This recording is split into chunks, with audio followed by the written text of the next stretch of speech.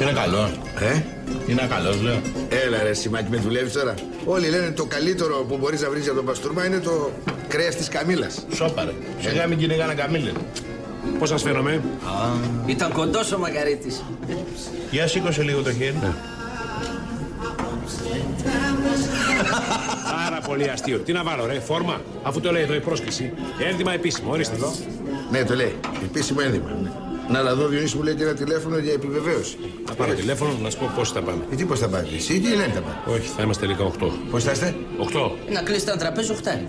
Συγγνώμη ρε Διονύση, τι θα είστε 8 αγόρι. Τι, εγώ, η Ελένη, τα παιδιά μας και η μαμά. Αν θα έρθει και η γριά. Χάιντε, χάιντε. Αφού θα νοικιάσετε πούλμαν, δεν παίρνετε και εμένα μαζί σας? Είναι η τρίτη μαλακία σειρά που λέει σήμερα.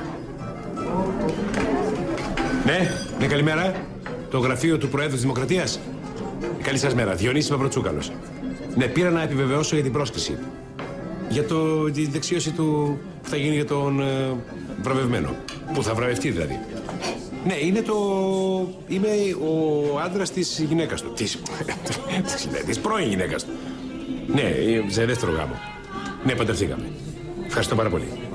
Ναι, θα είναι και τα παιδιά μας. Δηλαδή θα είναι τα παιδιά της από το πρώτο γάμο με τον βραβευμένο που θα βραβευτεί και τα δικά μου από το προηγούμενο γάμο. Δηλαδή θα είμαστε, ναι, 7. Ξέχασε τη γριά. Ξέχασα, θα έχουμε και μια γριά μαζί. Θα έχουμε μαζί και την πεθερά μου. Όχι, δεν είναι τόσο γριά. Έτσι το είπα τώρα.